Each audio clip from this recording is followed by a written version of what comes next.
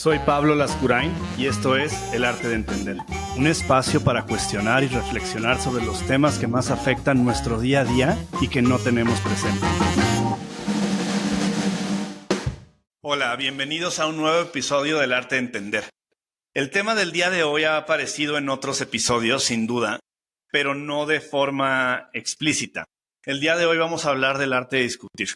Discutir, para ponernos un poquito en contexto, es en realidad la forma en la que dos personas intercambian ideas, creencias y argumentos.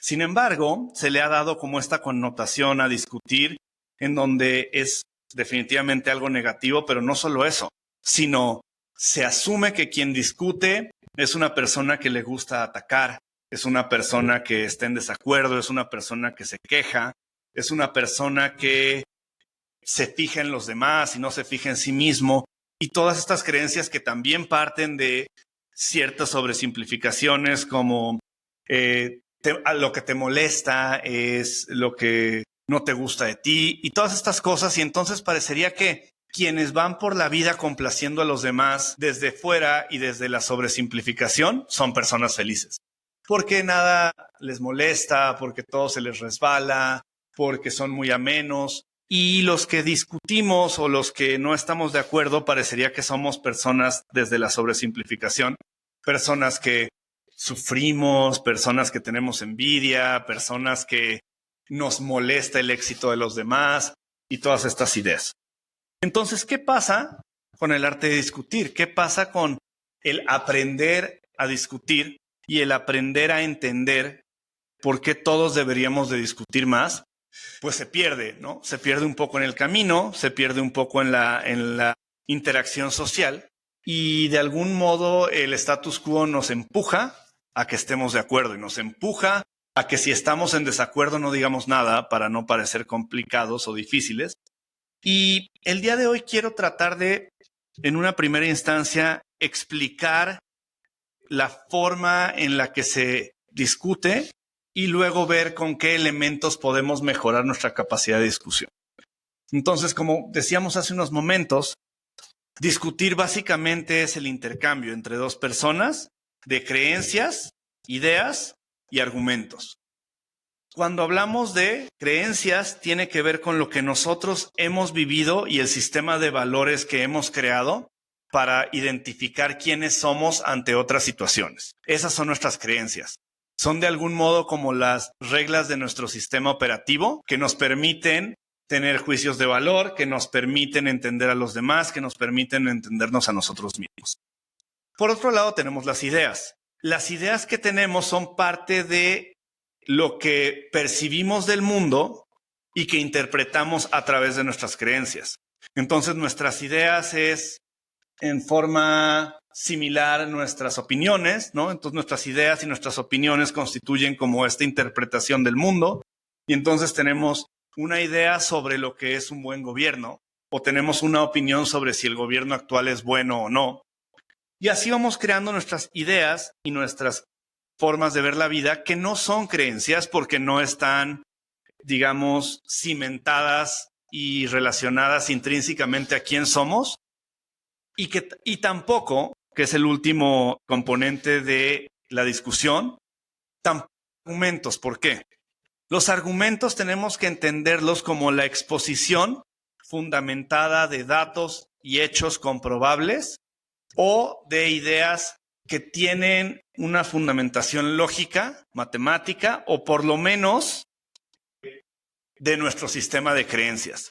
La diferencia entre una idea o una interpretación que no está fundamentada es que simplemente se basa en nuestra forma de ser o en nuestra forma de ver el mundo. Pero es muy distinto cuando una idea o una opinión tiene un fundamento. Entonces nosotros podemos decir que el presidente actual en México ganó por amplia mayoría. Y eso, más que ser una idea o una opinión, tiene un fundamento porque existe una calificación de la elección por parte del organismo encargado de hacerlo. Entonces no es que nosotros opinemos o nosotros simplemente tengamos la idea de que eso pasó. Creo que en la época actual esta parte de poder diferenciar entre las ideas y las opiniones personales y los argumentos se ha destruido en gran medida por la clase política actual, desde el presidente López Obrador hacia abajo, eso es lo que pasa.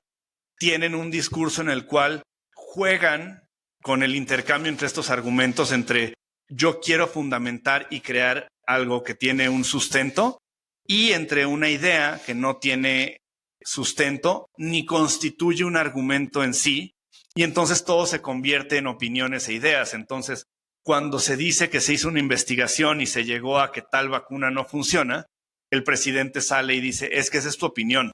Y no es mi opinión, es mi argumento, y los argumentos tampoco son perfectos. Los argumentos no quiere decir que siempre se cumplen y que siempre funcionan o que siempre se sostienen, pero por lo menos es un primer acercamiento al arte de discutir.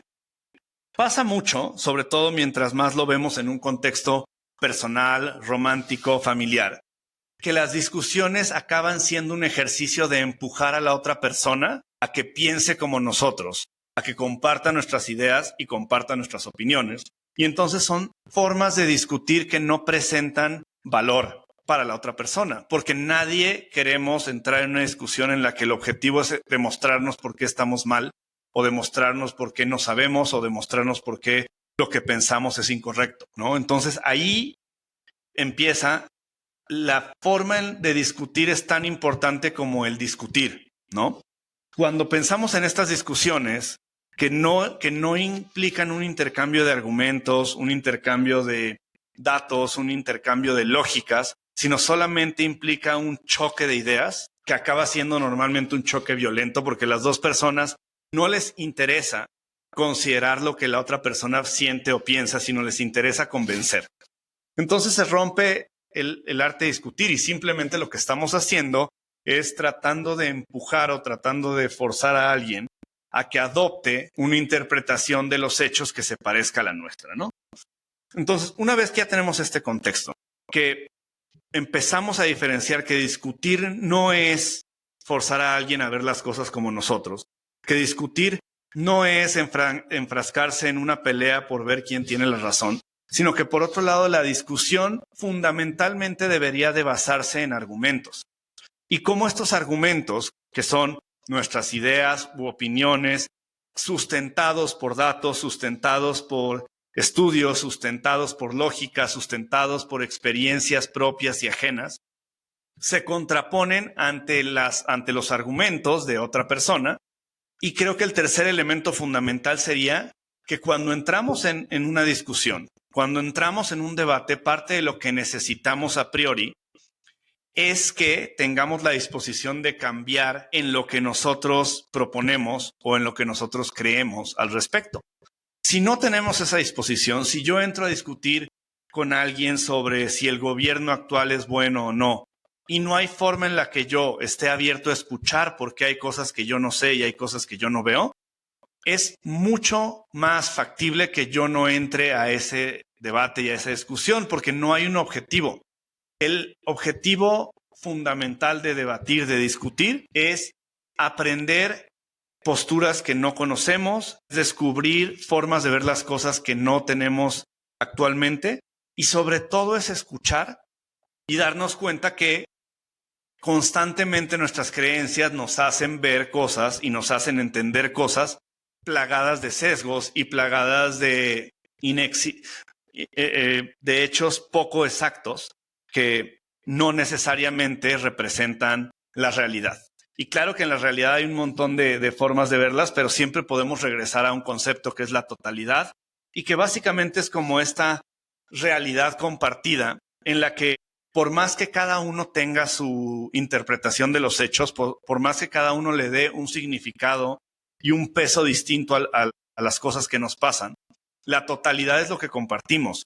La totalidad es por qué tú le puedes decir a alguien qué es un avión y sabe que es un avión, y por qué un avión no es algo que va por debajo de la tierra, ¿no? Esa totalidad es lo que nos permite que podamos compartir un lenguaje. Entonces, ahora que tenemos este contexto, la siguiente pregunta o la siguiente cuestión es, bueno, ok, entiendo que debatir va a ser un mecanismo que tengo para conocer a alguien, va a ser un mecanismo que tengo para llegar o buscar una mejor solución, es un mecanismo que tengo para aprender y para reconocer las ideas de otros, ok. Ahora, ¿cómo me vuelvo una persona que adopte discutir, que adopte debatir y que lo haga de una forma eficiente para llegar a estos resultados? Bueno, hay una serie de cuestiones como prácticas sencillas, ¿no? El primero y más importante es escuchar atentamente a la otra persona. En la mayoría de las discusiones poco productivas, lo que sucede es que se interrumpe. Lo que sucede es que tratamos de adivinar qué es lo que va a decir y pensamos cómo descalificarlo. Y el primer factor es, si yo me voy a poner a discutir con Fernanda sobre economía, tiene que haber una capa o una etapa anterior en donde yo respeto a Fernanda y en donde yo quiero escuchar qué piensa Fernanda, aunque piense exactamente algo en contra de lo que yo creo y pienso. Si no hay este elemento, no vamos a pasar a las siguientes etapas. La parte fundamental de escuchar y de crear el espacio en donde se debate y donde se discute es fundamental para que ambos podamos sacar algo valioso de ahí. El segundo punto, que también si tratan de irse hacia debates forzados o discusiones forzadas, es muy fácil ver que no existe, es el respeto a la otra persona.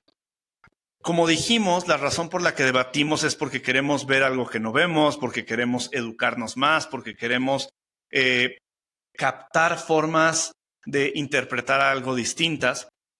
Y sin embargo, si no hay suficiente respeto, si no evitamos caer en, no solo en ataques personales, que es como lo más simplista y poco inteligente dentro de un debate, sino también en caer en todas aquellas cosas que lo que hacen es no escuchar a la otra persona, sino descalificarla. Y esto se puede ver de forma personal, ¿no? Decir es que eres un imbécil y por eso lo que tú digas no importa. Pero también entra nuevamente otro tema del que ya hemos hablado, que es la política de grupo, ¿no? Entonces hay todas estas descalificaciones hoy sociales en donde alguien te dice, es que tú estás haciendo mansplaining, es que tú estás haciendo gaslighting. Y son todos estos términos que, más allá de que sean o no válidos y tengan o no un fundamento, cosa que ahora ya entendemos todos que es un fundamento, se trata de que no es necesario descalificar a los demás con una falacia, sino si en realidad pensamos que alguien está atacando, por ejemplo, o está pensando que su información o su opinión es más importante porque es hombre, por ejemplo, ¿por qué no mejor entramos al debate de eso, ¿no? ¿Y por qué no mejor hacemos a la otra persona ver que lo que está haciendo es abusando de un sesgo social o de un sesgo de comportamiento, en lugar de tirar una palabra pues tendenciosa, de moda, que lo que evita es profundizar en los argumentos y lo que promueve es descalificar a otra persona porque no se ve o porque no piensa o porque no ha tenido la vida que tuvimos nosotros, lo cual es per se la definición de la discriminación. Entonces, no hay tal cosa como discriminación positiva o discriminación negativa. Al final, si lo que hacemos es crear argumentos que promuevan la discriminación, porque yo te digo que estás haciéndome un mansplaining, pues estás haciendo exactamente lo mismo. Estás argumentando que alguien no tiene derecho de opinar porque es hombre y removiendo la sustancia que probablemente tiene tu argumento sobre la falta de conciencia de un sesgo o la falta de conciencia de un privilegio, lo cual sin lugar a dudas puede existir. Pero entonces promueves la discriminación y promueves que en otra discusión alguien diga, bueno, es que tú no tienes la experiencia para hablar de esto porque no eres nativo americano, porque no eres indígena.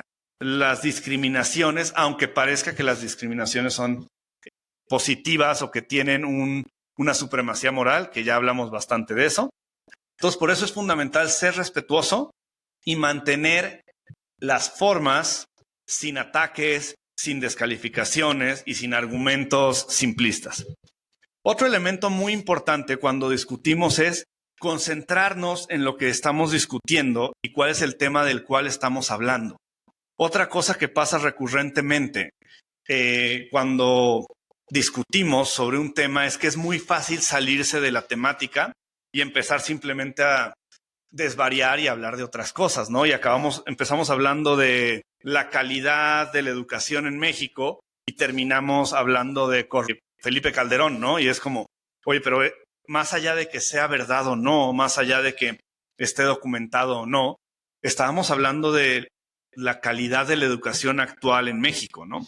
Entonces, mantenernos en tema, mantenernos en lo que estamos discutiendo, de algún modo nos permite seguir construyendo sobre las ideas, ¿no? Y sobre lo que queremos construir. Entonces, como vemos, el primer paso para discutir es entender su valor y entender que nos hace bien a todos. El segundo paso es entender para qué queremos discutir, que básicamente ya lo empaquetamos, por decirlo de algún modo. Ya está claro que vamos a discutir para aprender, vamos a discutir para ver las cosas de otra forma, vamos a discutir para conocer a alguien y conocer sobre temas que no necesariamente hemos visto desde esa perspectiva. La discusión, la realidad es que es un arte perdido. Creo que el debatir es un arte perdido. Creo que la obsesión actual por tener razón, la obsesión actual por asumirnos como voces de grupos, entonces tienes a las personas que por ser gay sienten que su opinión representa a la comunidad gay, o a los políticos de partido que asumen que por ser ese partido su voz representa a todos. Y empieza a haber todas estas dinámicas en las que se reduce la capacidad de discutir, la capacidad de debatir, porque todo se va hacia la descalificación o se va hacia la supremacía moral, ¿no? Entonces, si yo tengo supremacía moral, no voy a discutir contigo, no te voy a escuchar porque no vales la pena. Y si yo lo que tengo es la descalificación, no te voy a escuchar porque eres un imbécil, o no te voy a escuchar porque soy más culto que tú o tengo más experiencia que tú. Y entonces, lo que sucede, que es lo que ha venido sucediendo en la mayoría de los lugares, en sus clases políticas, es no hablemos, no escuchemos, no construyamos.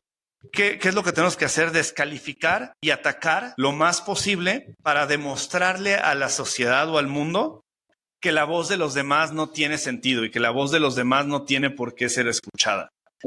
Y por otro lado, si vemos, no sé, los antecedentes de lo que ha sido la discusión y el debate desde Grecia hace un montón de años y todo esto, vamos viendo que ha sido un ejercicio en donde lo que sucede a partir del debate y de la discusión es la construcción de nuevas ideas, la construcción de mejores ideas, la construcción de mejores sociedades, de mejores industrias, de mejores prácticas, porque, bueno, al final, como decía Sócrates, ¿no? La discusión es la mejor manera de aprender. Y en ese sentido, la discusión también acaba siendo el arte de escuchar lo que opinan los demás y de hacer que ellos escuchen lo que tú opinas. Es muy importante en esta dinámica de cómo logramos escuchar opiniones, exponernos conscientemente a grupos, personas, ideologías que van en contra de lo que nosotros pensamos. Creo que uno de los síntomas más negativos que hay hoy en la sociedad es eso, es la polarización, es la división, es el convencerte con tu política de grupo que si tú eres del equipo amarillo tienes que odiar al equipo rojo, y si tú eres del equipo rojo tienes que satanizar al equipo verde, y tienes que seguir estas dinámicas porque si no, no eres digno participante de tu grupo, ¿no? Psychological Science, me parece que es del 2013, en donde justamente habla de que las personas, fíjense qué interesantes, las personas que son más propensas y más respetuosas al escuchar a sus oponentes eran también más propensas a ganar un debate o a ganar una discusión, lo cual hoy en la vida actual pues parecería un poco contrario a la lógica, ¿no? Parecería que quien menos escucha, quien más ofende, quien más grita, es quien debería de ganar una discusión. Y sin embargo, en este estudio de esta revista Psychological Science, se encontró exactamente lo contrario, que quien escucha más detenidamente, quien respeta más las ideas de su oponente, por llamarlo de algún modo, es la persona que al final puede construir mejores argumentos y llegar a una idea que genere más consenso o que genere más empatía, ¿no? Por parte de las personas que están escuchando o de las personas que participan por encontrar este debate valioso, ¿no? Me quedo hoy o los dejo hoy con la reflexión de qué tanto hago estas cosas cuando tengo una discusión o cuando tengo un debate. ¿Qué tanto antes de empezar un debate me enfoco en escuchar a la otra persona, en respetar a la otra persona, en crear un espacio en donde quiero aprender, en donde estoy dispuesto yo mismo a cuestionar mis creencias, a cuestionar mis debates, a abandonar mis satanizaciones. Es que este partido político es lo peor y es que este partido político es lo mejor. Otra vez, no hay idealizaciones positivas ni negativas. Si tú crees que algo es perfecto y crees que algo es lo peor, es igual de contraproducente a ambas ideologías, ¿no? Entonces, el hecho de que tú no puedas ver lo malo en algo porque lo crees perfecto es igual de negativo que el ver todo lo malo en algo y que no puedas ver lo positivo en eso por tu sesgo, ¿no? Reflexionemos tanto a la hora de discutir, incluso cuando no queremos discutir, ¿no? Incluso cuando la discusión es promovida por nuestra pareja, por nuestra familia. ¿Qué tanto entendemos que estamos entrando en un debate, que estamos entrando en una discusión? ¿Y qué tanto inmediatamente podemos ir a nuestro centro y decir, oye, a ver, parece que estoy entrando en un debate o estoy promoviendo un debate, una discusión? Déjame, me tranquilizo, déjame, escucho, déjame, respeto a la otra persona y déjame, trato de crear un espacio donde podamos cuestionarnos mutuamente.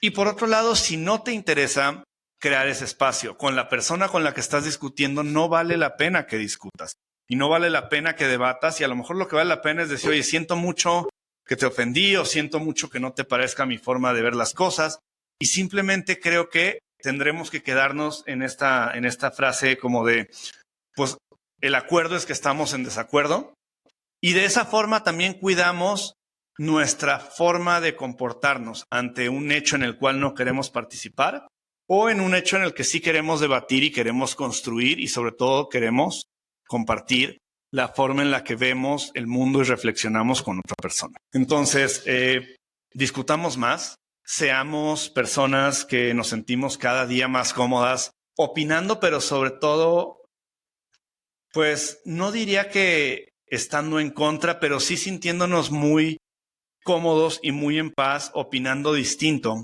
pensando distinto y hasta cierto punto también cuestionando, porque es en este ejercicio de cuestionamiento que vamos descubriendo lo que ya no nos gusta, vamos descubriendo lo que nos hace felices, vamos descubriendo lo que ya no queremos aceptar, nuestros límites, nuestros deseos, nuestras pasiones. Y en la medida en la que nuestra voz se siente cómoda manifestándose, también nosotros nos sentimos cómodos y nos vamos reconociendo mejor para ver quiénes somos, qué queremos y hacia dónde vamos. Muchas gracias por acompañarme el día de hoy y nos escuchamos en el siguiente episodio.